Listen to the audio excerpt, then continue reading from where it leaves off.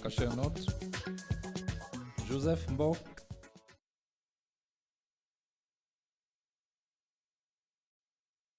De services à valeur ajoutée, nous allons situer déjà les fournisseurs dans la chaîne de valeur d'éthique. Parce qu'en réalité, tout part d'éthique. La chaîne de valeur se compose.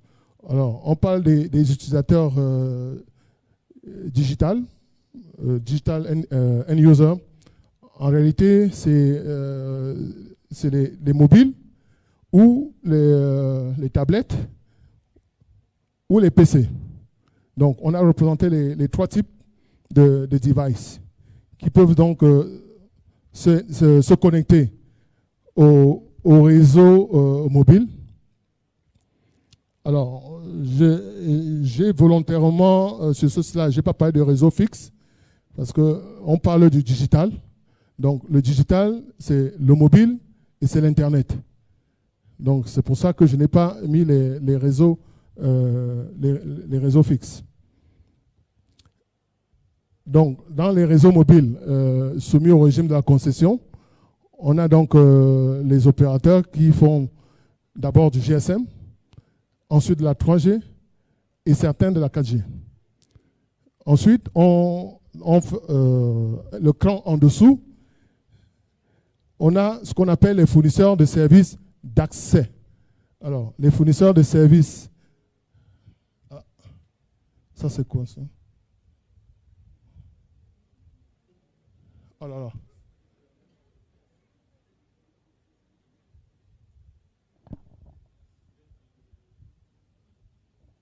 C'est ça. Je cherche à annuler vers le haut, là. Je n'arrive pas. Voilà, ok. Bien. Alors, il y a une catégorie en dessous dans les fournisseurs, des opérateurs mobiles soumis au régime de concession, c'est les fournisseurs de services d'accès. Alors, c'est l'accès Internet ou l'accès mobile. Alors, l'accès Internet, c'est généralement les ISP. Il y a Creolink qui est là. Il y a Ringo. Il y a Yumi. Ça, c'est pour ne citer que cela. Matrix Telecom. Donc, ça, c'est les opérateurs de services d'accès à l'Internet. Et à côté de ces opérateurs, de ces fournisseurs de services d'accès, il y a un tout nouveau, aujourd'hui, qui est dans la même catégorie de licence, qui est un fournisseur d'accès mobile. Parce qu'il faudrait également fournir l'accès mobile au contenu. Donc, le fournisseur d'accès mobile, c'est celui en réalité qui dispose des numéros mobiles virtuels pour accéder à des services de contenu, donc qui se retrouvent dans une troisième, dans la dernière ligne, où on va retrouver tous les fournisseurs, je dirais, on va dire les fournisseurs de services à valeur ajoutée, en fait les véritables fournisseurs de services à valeur ajoutée se retrouvent donc plus bas. On va distinguer. Est-ce qu'il y a moyen d'enlever la... Est-ce qu'il y a des choses en bas ici? Voilà. Bien. Alors, d'un côté, on a mis les fournisseurs internationaux. Les fournisseurs de services à valeur ajoutée, disons, globaux. En général, on les appelle les OTT, Service Providers. Là-dedans, c'est qui? C'est les gens comme Amazon, les Facebook, Skype, Twitter, comme je l'ai dit, WhatsApp, Google. Donc, tous, là, on est véritablement dans les services à valeur ajoutée. Alors, je prends le cas de WhatsApp précisément, qui est un service qui est très populaire, qui a connu un développement extrêmement fulgurant. Je vous dis, aujourd'hui, il comptabilise 1 milliard d'utilisateurs et le service est gratuit, complètement gratuit. En réalité, WhatsApp a une plateforme de communication et dont pour être abonné à sa plateforme, il faut avoir un numéro mobile qui devient virtuel. En réalité, WhatsApp a virtualisé votre numéro mobile dans son réseau à lui. Donc, dans son réseau, à WhatsApp, vous êtes identifié avec votre numéro mobile, mais le numéro mobile qui est dans son application. Donc, c'est pour ça qu'on l'appelle numéro virtuel. Ce n'est pas un numéro qui est sur une carte SIM. Enfin, le numéro qui est sur la carte SIM, il ne l'utilise pas. Hein? WhatsApp vérifie simplement que c'est bien votre numéro parce qu'il vous envoie un SMS avec votre code, avec un code de vérification. Une fois que vous avez saisi ce code pour créer votre compte WhatsApp, à ce moment-là, vous pouvez perdre votre carte SIM. Votre compte WhatsApp va continuer de fonctionner. Donc, c'est le meilleur exemple, c'est que le réseau WhatsApp s'appuie sur des numéros virtuels. L'intérêt, c'est que le fait d'utiliser un numéro mobile, ça assure l'unicité du numéro. Hein, le fait qu'il s'est appuyé sur le numéro mobile local. Aujourd'hui, WhatsApp dit il va mettre en place une solution maintenant pour les entreprises. Une solution pour les entreprises voudrait dire que l'entreprise également, pour pouvoir avoir un compte WhatsApp Business, un peu comme Skype Business, il faudra également avoir un numéro virtuel. Alors, je peux dire que j'ai anticipé le développement de WhatsApp, ou plutôt, nous pensons pouvoir faire le WhatsApp local, mais pour les entreprises, en leur fournissant des numéros virtuels en local. Donc, la notion de numéro virtuel, elle est effectivement, il faudrait bien comprendre ici le rôle qu'elle joue par rapport à des services web. Un service web est accessible par une adresse IP. Tout le monde est bien d'accord. Derrière un nom de domaine, il y a une adresse IP. Je dirais que derrière un service à valeur ajoutée, il devrait avoir un numéro virtuel. En gros, il joue le même rôle. Un service à valeur ajoutée de type audio-texte. Alors, on a des fournisseurs de services à valeur ajoutée pour les solutions des entreprises ou des fournisseurs de services à valeur ajoutée pour les opérateurs. En fait, un opérateur mobile, c'est aussi c'est un opérateur qui fournit des services de base, c'est-à-dire un service de communication électronique entre ses abonnés, donc d'une personne à une personne. Donc là, on est dans le cadre des services de base, mais l'opérateur peut également et a le droit de fournir des services à valeur ajoutée, c'est-à-dire des services de communication électronique entre ses abonnés et les applications et les contenus de tout genre. Aujourd'hui, les opérateurs mobiles fournissent des contenus de type les journaux, les contenus d'horoscopes, et j'en passe. On reçoit parfois des SMS pour nous inciter à nous abonner à des services de contenu. Les opérateurs peuvent fournir des services de type les ringback-tone, par exemple. Ça, c'est un service qui permet de recevoir, lorsque vous appelez quelqu'un, vous écoutez la musique qu'il a choisie, pour laquelle il a souscrit. Bref, il y a tout un pan de services à valeur ajoutée que les opérateurs peuvent offrir à leurs propres abonnés, et cela à travers des numéros courts.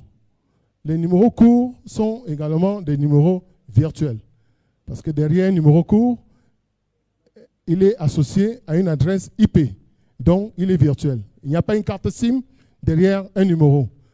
Donc la définition, c'est un peu ça. Un numéro mobile, c'est un numéro qui est sur une carte SIM, donc c'est quelque chose de physique. Et un numéro virtuel, comme son nom l'indique, il est virtuel, donc il est derrière une adresse IP. Donc que ce soit un numéro long ou un numéro court, ça reste des numéros virtuels. Et les services à valeur ajoutée, comme je l'ai dit, c'est des services de communication entre des personnes et des applications. Il faut aussi qu'on se comprenne à ce niveau de la définition par rapport à un service de communication de personne à personne. Donc, de personne à personne, c'est de SIM à SIM. Donc ça reste des services de communication électronique de base qui relèvent de l'exclusivité des opérateurs télécoms. Par contre, les services à valeur ajoutée, c'est des services de communication électronique. Encore une fois, quand on dit service de communication électronique, c'est soit sous forme vocale, soit sous forme de texte, soit sous forme vidéo. En GSM, alors sur le canal GSM ou sur le canal Internet. Donc tout cela, c'est les services de communication électronique de personnes aux applications ou de application à application. Alors, application to application, ça c'est le cas de WhatsApp. Il est application to application. Parce qu'il donne une application à une personne.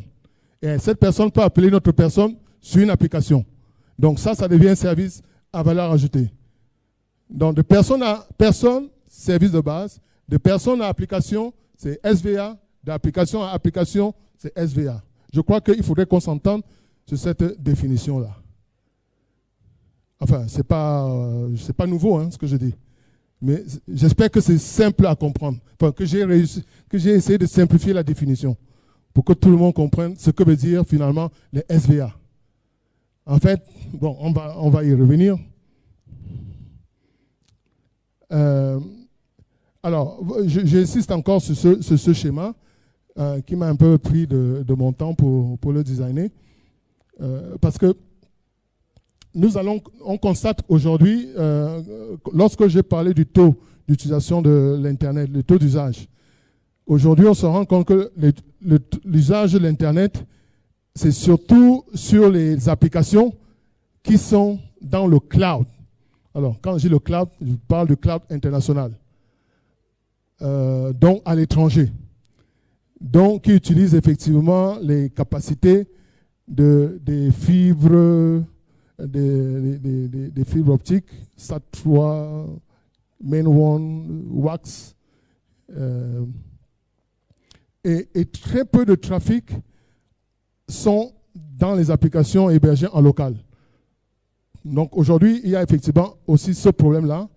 On n'a pas suffisamment d'applications en local qui ferait que les utilisateurs puissent accéder en local et le trafic reste en local.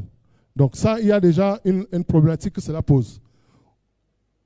Le constat que nous faisons, c'est que le trafic SVA, hein, on va dire que le trafic SVA, finalement, c'est quoi? C'est le trafic entre l'utilisateur qui communique avec un serveur, finalement.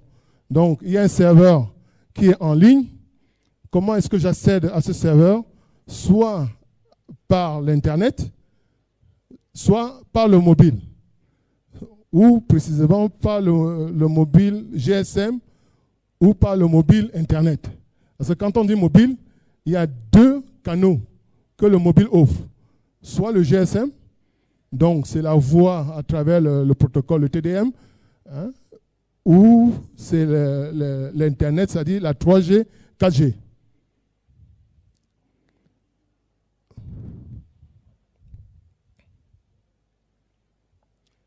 Alors, les services à valeur ajoutée mobile VAS, Value Added Services, de type MVN, donc Mobile Virtual Number, donc les numéros mobiles virtuels, c'est ça que j'entends par Mobile Virtual Number. Donc, nous devenons un MVNO, mais pas le MVNO européen, mais MVNO au sens Mobile Virtual Number Operator. Nous pensons que c'est une composante clé du développement de l'économie numérique. Alors, si on reprend la définition des services TIC, les services TIC, donc je dirais, consistent à déployer et à héberger une plateforme d'applications web, ok, sous différentes formes. Audio, texte, images, vidéo, et de faciliter l'accès et faciliter l'usage. Parce que le tout n'est pas de faciliter l'accès. Il faudrait également que l'usage soit aisé. Alors, c'est une des forces, justement, de WhatsApp. C'est que tout le monde, de manière intuitive, arrive à l'utiliser. De manière intuitive. Aujourd'hui, il n'y a plus de manuel. On ne lit plus les manuels d'utilisateurs. Lorsqu'on est dans le domaine du Web 2.0, c'est une des caractéristiques du 2.0, c'est la facilité d'utilisation. Alors que c'est des systèmes de plus en plus complexes, mais de plus en plus faciles à utiliser. Donc, il y a ce problème-là, donc facilité d'utilisation et l'accessibilité au plus grand nombre d'utilisateurs du digital. Quand utilisateur du digital, donc s'il faut donc un service à valeur ajoutée, donc, ou un service TIC, franchement c'est la même chose, devrait pouvoir être accessible au plus grand nombre. Puisque le revenu généré est lié à l'utilisation, ou en tout cas la valeur du service. Aujourd'hui, par exemple, WhatsApp, en termes de coût, de prix, il ne vaut rien en termes de prix, mais sa valeur a augmenté parce que le nombre d'utilisations a augmenté. Donc la valeur de la société WhatsApp est très forte, même si aujourd'hui c'est un service gratuit pour les utilisateurs. Donc il faut bien comprendre que ici la valeur n'est pas forcément liée au prix que l'on fait supporter à l'utilisateur final. Et ça, c'est aussi un des avantages du net. Donc, le prix n'est pas toujours lié il ne faut pas toujours voir le prix par rapport à l'utilisateur final. Hein? C'est vraiment la mauvaise habitude que nous avons. C'est toujours penser que c'est l'utilisateur final qui doit toujours tout payer. Et ce qui n'est pas... WhatsApp montre vraiment le meilleur exemple à suivre. Alors, les services à valeur ajoutée de type mobile donc, sont accessibles par un téléphone mobile sur des numéros virtuels. Donc, c'est ce que je précise, sur des numéros virtuels à travers différents canaux GSM. Donc, les canaux GSM, hein, puisque ce séminaire est orienté 3G, 4G, mais je rajoute dedans la 2G. Parce que la 2G, en termes de services à valeur ajoutée, offre énormément d'opportunités également. Les services 2G, c'est-à-dire la voix, le SMS et l'USSI comme canal GSM, offrent énormément d'opportunités de développement pour ce qui est des fournisseurs de services. Et ensuite, il y a le canal Internet mobile. Et là, on retrouve également la voix. Le SMS peut également s'envoyer. C'est ce que WhatsApp fait d'ailleurs. WhatsApp fait la voix, le SMS, le picture et la vidéo.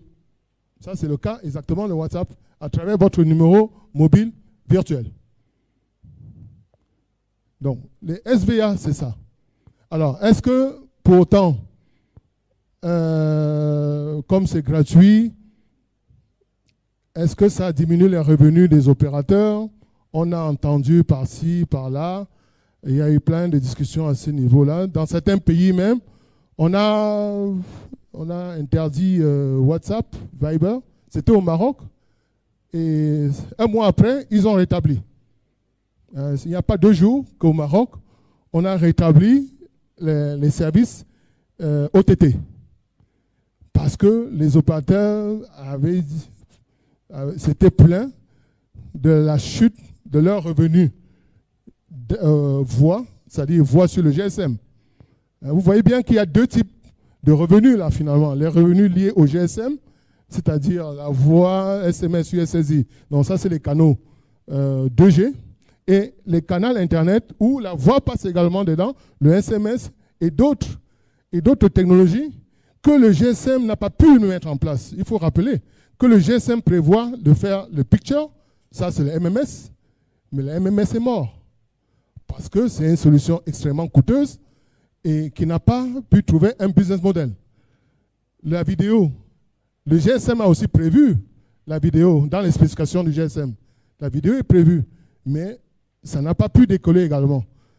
Et si l'Internet permet d'offrir des services, et c'est là l'avantage de l'Internet, c'est qu'elle a réussi à résoudre des problèmes que le GSM, que la technologie télécom n'a pas pu résoudre. Donc l'informatique est venue au secours des télécoms, on peut dire, pour offrir de nouveaux services. Donc à ce niveau-là, lorsqu'on dit que les revenus GSM ont baissé, les revenus voix ont baissé, ce qu'on oublie de dire, c'est que les revenus data ont extrêmement, de manière exponentielle, ont grimpé.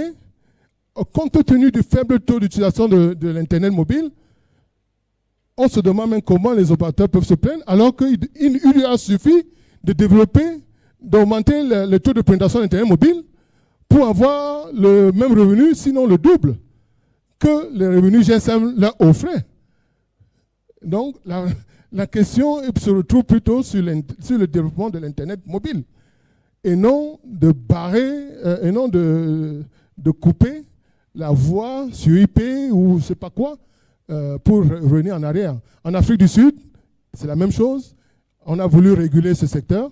La réponse aujourd'hui, c'est non. Google, Facebook, Twitter, ils ont démontré que les opérateurs gagnaient de l'argent sur les revenus data et qu'ils ne pouvaient pas gagner sur tous les terrains.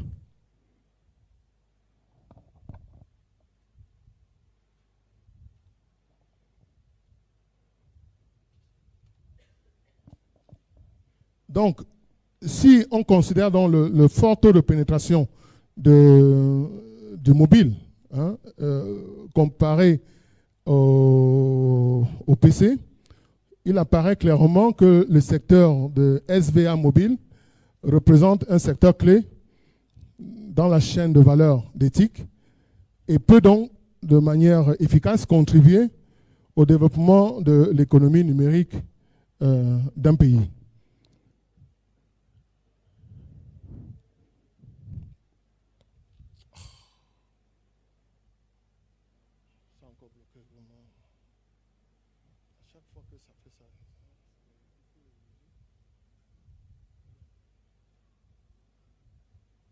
Alors,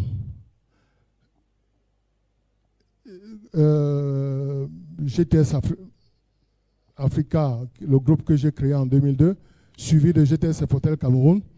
Et donc, le premier opérateur se positionne aujourd'hui comme le premier opérateur virtuel, SVA, spécialisé dans la fourniture de services de numéros mobiles virtuels pour les plateformes d'application de communication électronique.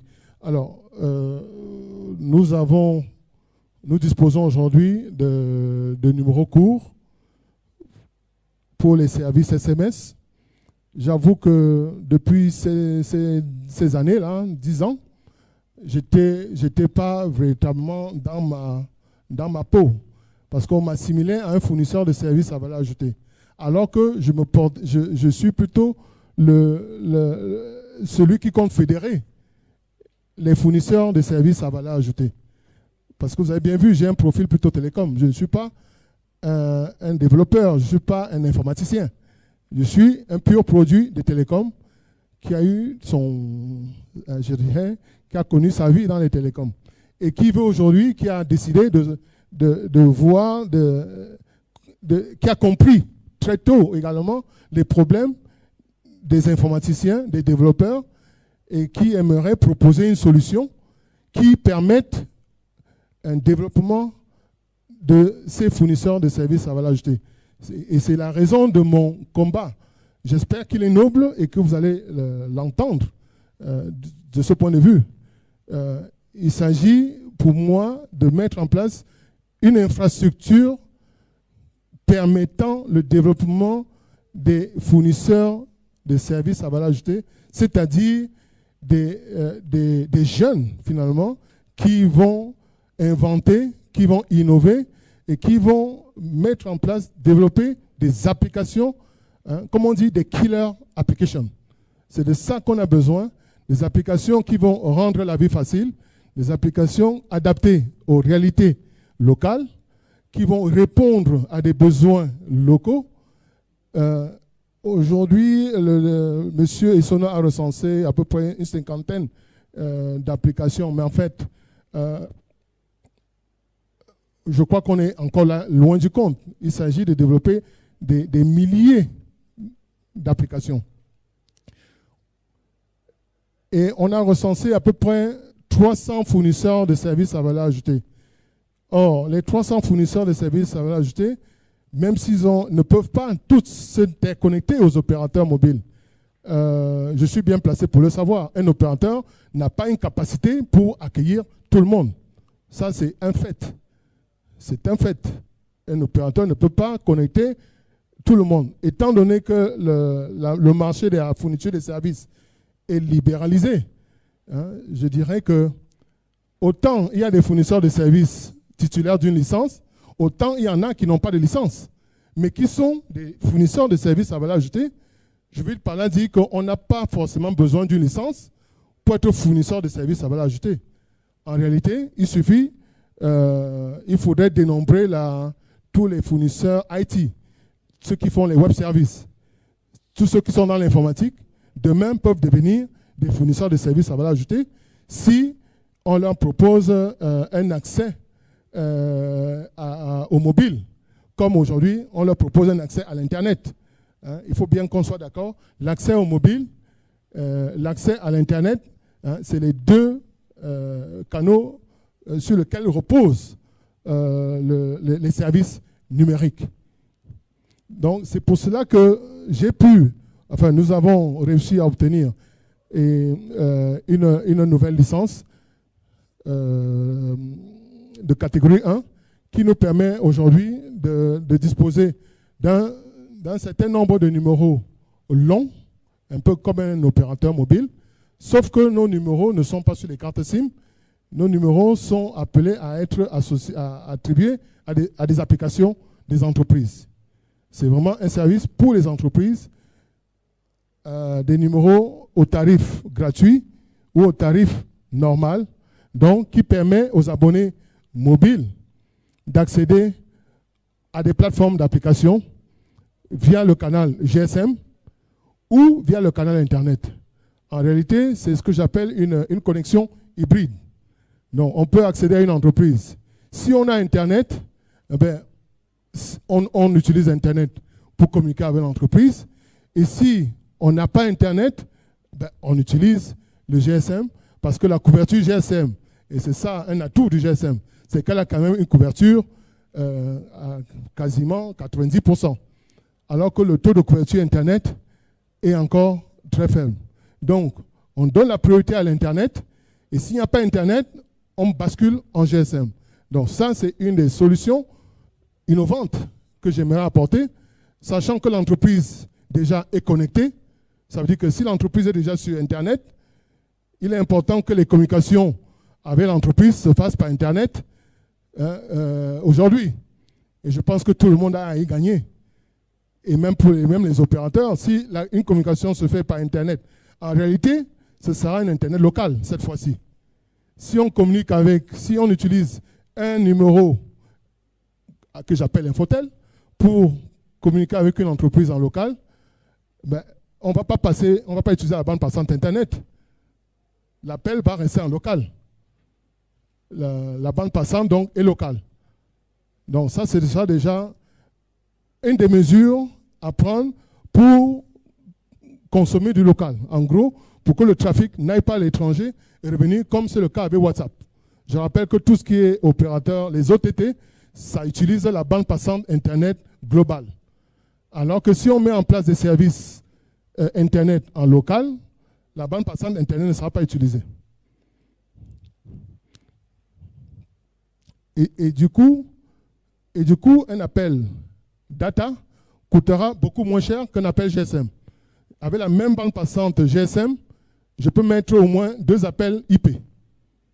Donc, ça fait déjà une économie en termes pour ce qui est du GSM. Je ne vais pas rentrer dans la technique des réseaux GSM, mais il est prouvé que le coût de revient d'un appel GSM est supérieur, je dirais au moins par 2 fois, au coût de revient d'un appel IP, de bout en bout.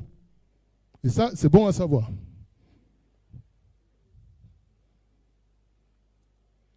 Alors, le positionnement de GTS dans la chaîne de valeur des SVA, orienté business, orienté entreprise.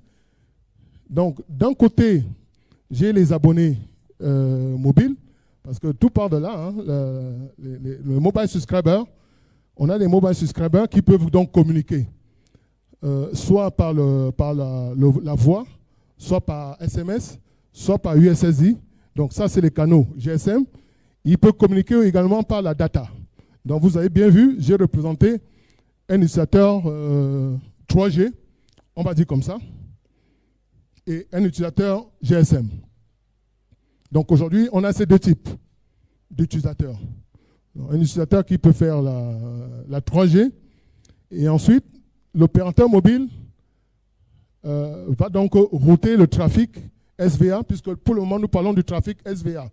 Le trafic SVA, c'est une communication électronique, donc sur tous ces canaux, d'une personne vers une application. L'application se situe en bout de chaîne. D'accord? Donc, nous, GTS se positionne donc comme le point d'intersection, on va dire comme ça. Nous sommes vraiment le point d'intersection entre les réseaux télécoms et les réseaux IP, puisque les applications sont hébergées, hein, sont basées dans les réseaux IP, dans les réseaux Internet. Donc, c'est vraiment là 2 mondes. 2 mondes, le monde du télécom et le monde de l'informatique ou le monde IT. Très bien.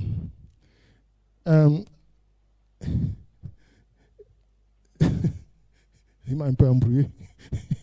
Alors, tout simplement pour dire donc, on est donc à la frontière.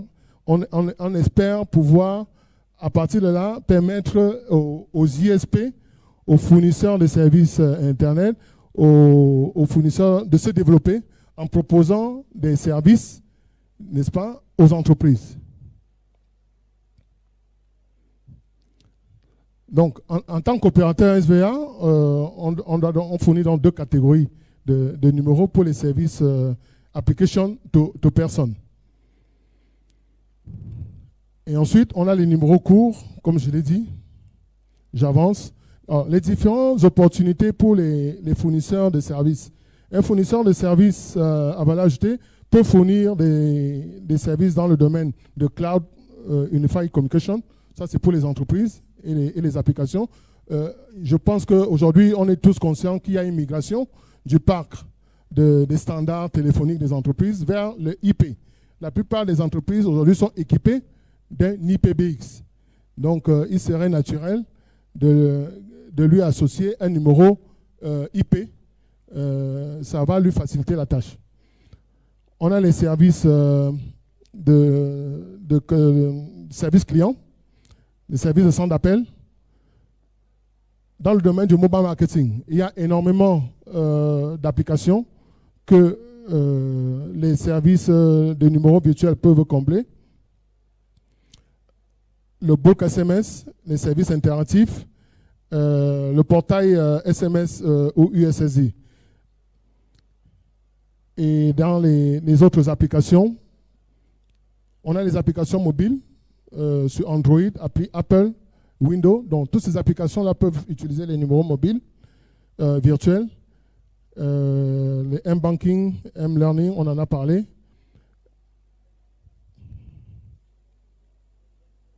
Alors, l'avantage de l'utilisation d'un numéro Infotel pour l'entreprise, le premier point, c'est donc intégrer la composante communication d'éthique dans le réseau informatique de l'entreprise, qui élimine ainsi le besoin d'un réseau télécom privé et permet l'évolution des fonctions IT aux fonctions ICT dans une entreprise.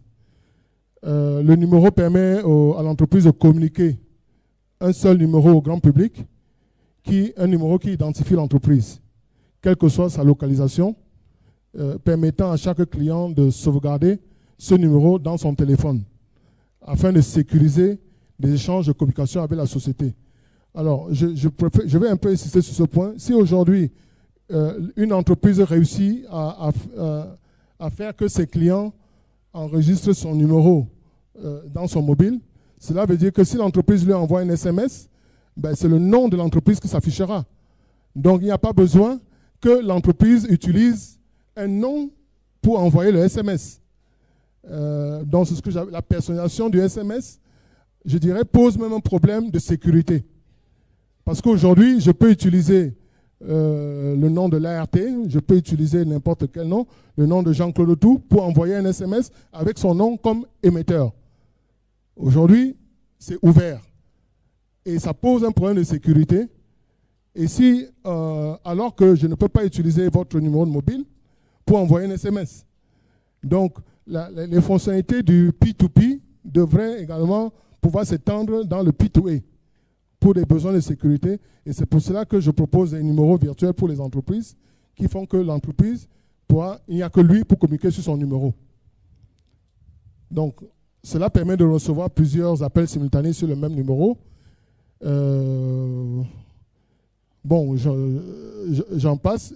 Bien sûr, cela permet aussi à l'entreprise d'avoir un accès aux statistiques détaillées du trafic, des appels qu'il reçoit ou des appels qu'il émet. Aujourd'hui, aucune entreprise n'a ces statistiques que l'opérateur offre. L'opérateur est incapable d'offrir ce genre de statistiques parce que c'est vraiment du détail. L'opérateur, c'est du gros wholesale. Il ne va pas dans ce détail pour offrir les statistiques des appels aux entreprises. Donc, on assure une meilleure qualité de service. Alors, les conditions de développement des fournisseurs de services à valeur ajoutée, je dirais que, alors ça c'est un résumé des différentes conditions, je ne vais pas les détailler ici, mais une des premières mesures, je dirais, c'est que les opérateurs doivent franchement mettre un accent sur le développement de la qualité de service au niveau GSM déjà, et qu'au niveau data avec une connexion stable. Et de bien vérifier, il y a effectivement un problème à ce niveau-là de la qualité de service pour les services à valeur ajoutée. Donc derrière, si on doit développer des services à valeur ajoutée, il faut que le service de transport que l'opérateur offre, parce que ici, l'opérateur offre un service de transport. Donc, il transporte le message d'un point à un autre.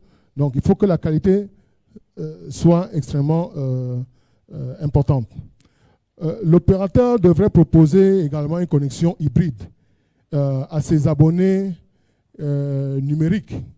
Je dis les abonnés numériques, alors pour moi, c'est ceux qui ont donc l'Internet mobile. Ils devraient proposer, et c'est une des suggestions que je fais aux opérateurs. L'avantage ici, c'est de pouvoir offloader ou délester leur réseau GSM, pour lequel la capacité, certainement, à certains endroits, ça pose problème. Hein. Vous avez certainement des endroits où on n'arrive pas à envoyer un appel parce qu'il y a des problèmes encore au niveau GSM. Je crois qu'en le disant, je dis quelque chose qui est connu. Donc je pense qu'une des manières de résoudre ce problème, au lieu d'investir à nouveau dans les réseaux GSM, c'est de plutôt investir dans les réseaux data, puisqu'aujourd'hui, en termes de GSM, je crois qu'il y a déjà ce qu'il faut, investir dans les réseaux data et de permettre et de proposer donc une connexion hybride. Si je suis en Internet, je fais un appel Internet. Si je suis en GSM, ben je fais un appel GSM. Donc ça, je pense, c'est une mesure qui peut accélérer le taux de pénétration d'Internet mobile et bien entendu augmenter les revenus data des opérateurs. Les opérateurs mobiles devraient effectivement augmenter le nombre d'utilisateurs de l'Internet mobile, qui se situe aujourd'hui à peu près de 5%. Alors, aujourd'hui, je pense que ce n'est pas... C'est avec la 3G que ce développement devrait se faire. Ça, pour une simple raison que la 4G, ce n'est pas tout abonné et tout utilisateur qui peut s'offrir un téléphone 4G déjà. Aujourd'hui, il y a très peu de téléphones 4G sur le marché. Donc, je crois que l'enjeu aujourd'hui, c'est plutôt le développement de la 3G. Aujourd'hui, combien d'utilisateurs 3G existent? avant de parler de la 4G. Honnêtement, je pense que là, il y a un problème qui est posé. J'ai l'impression qu'on allait trop vite en besogne en lançant trop vite la 4G, alors que la 3G n'est même pas arrivée, n'a même pas démarré, je n'allais pas dire maturé. Il n'est même pas arrivé à maturation. Parce qu'il faut faire le constat, combien d'abonnés 3G sont dans les réseaux. La possibilité, les opérateurs mobiles doivent bien entendu améliorer leur offre data via la 3G, 4G aux entreprises cette fois. Parce que les entreprises, je pense, ont plus besoin de la 3, 4G de manière à augmenter le nombre d'entreprises connectées. La disponibilité des data centers locaux. Il faudrait qu'il y en ait de plus en plus pour permettre aux fournisseurs de services de migrer les systèmes d'information des entreprises vers le cloud, de manière à offrir des services software as a service, platform as a service ou business as a service. Les MNO et les entreprises devraient comment dirais-je, faire des partenariats avec des fournisseurs de services locaux. Je pense que là aussi c'est un problème. Il y a des fournisseurs de services à valeur ajoutée étrangers qui fournissent énormément de services aux opérateurs et les opérateurs ne passent pas par les fournisseurs locaux et travaillent plutôt avec les fournisseurs de services étrangers, notamment dans le domaine du SMS. Aujourd'hui, c'est surtout je parle même les entreprises. Je pense que c'est surtout là, même les entreprises, qu'il faudrait éviter qu'ils travaillent avec des fournisseurs étrangers pour leur fournir je peux dire que c'est le seul service à valeur ajoutée qui génère des revenus aujourd'hui, c'est le SMS. Or, les banques utilisent énormément d'alertes SMS, mais elles utilisent plutôt les fournisseurs étrangers qui ne sont pas en local. Donc ça, c'est une des mesures qu'il faudrait également prendre. C'est un peu le cas au Nigeria. Aujourd'hui, aucun opérateur ne traite avec un fournisseur de services à valeur ajoutée qui n'est pas enregistré en local, qui n'a pas une représentation en local. C'est une mesure que le régulateur du Nigeria a pris. Tout fournisseur doit être enregistré en local avant de pouvoir faire du business avec un opérateur ou une entreprise dans le domaine des SVA. Je pense que c'est très clair. Ensuite, il faudrait effectivement un point d'échange Internet le plus tôt possible pour permettre de conserver le trafic localement. Le trafic SVA est appelé à se développer. Donc, il est important qu'on mette des mesures pour conserver une partie de ce trafic en local au lieu de chercher à déployer encore des fibres vers je ne sais pas quelle autre destination. Il faudrait absolument voir quelle est la part du trafic qui reste en local au lieu d'envoyer tout le trafic à l'extérieur en aller-retour, puisque le trafic revient. Rendre disponibles les numéros virtuels de manière à ce que les fournisseurs IT, les ISP, deviennent des ICT Service Providers. En bref, ceci exige une interconnexion multicanal. Je dis bien une interconnexion multicanal entre l'opérateur de numéros virtuels.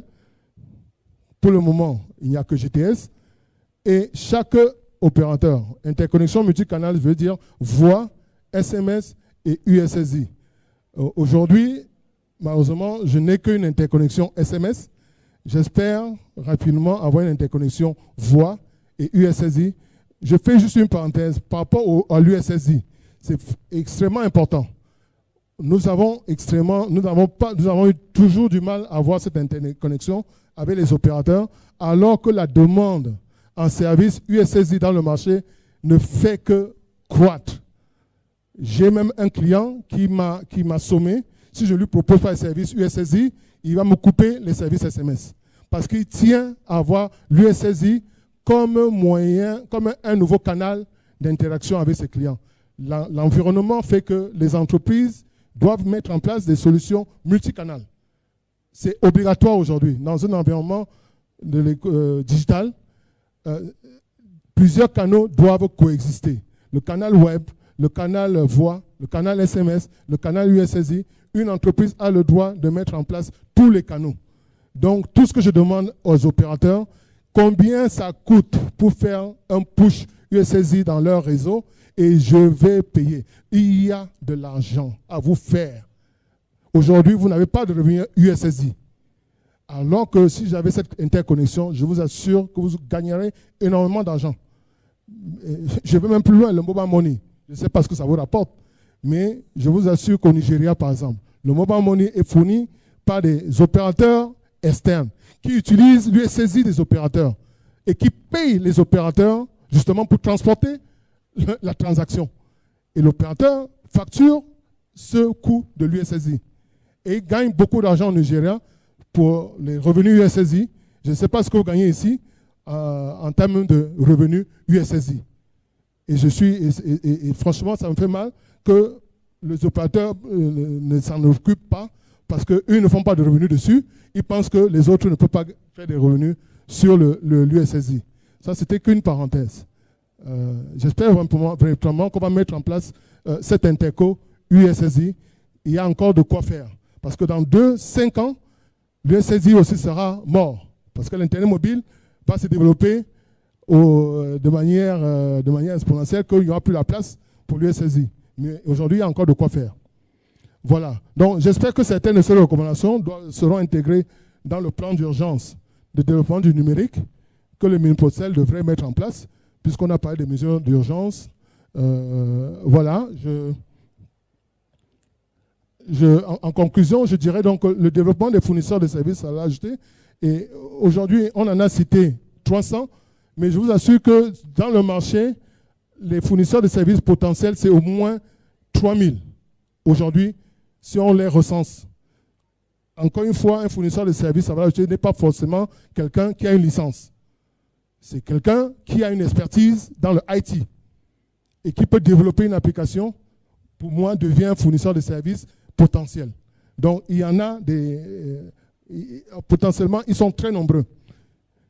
Donc, le développement de ces fournisseurs repose sur la mise en place d'une infrastructure de services d'accès mobile multicanal via les numéros mobiles virtuels pour accompagner le développement de l'infrastructure des services d'accès Internet via les adresses IP afin de permettre le développement et l'intégration d'un grand nombre de services en ligne et bénéficier des dividendes de l'économie numérique en termes d'accélération de la croissance.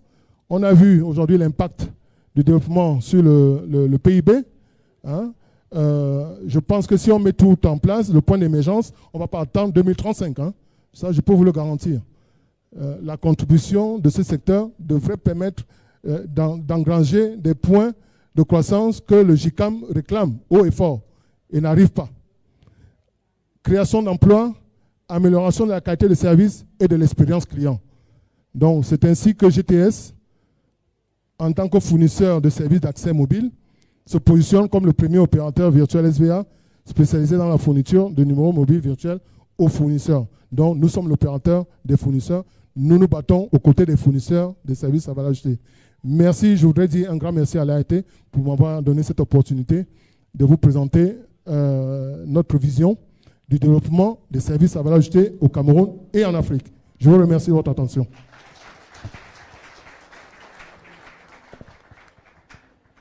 Merci Pierre. C'est costaud ce que vous venez de commettre là. Le Conestel a tant et tant de choses à dire. Nous allons continuer.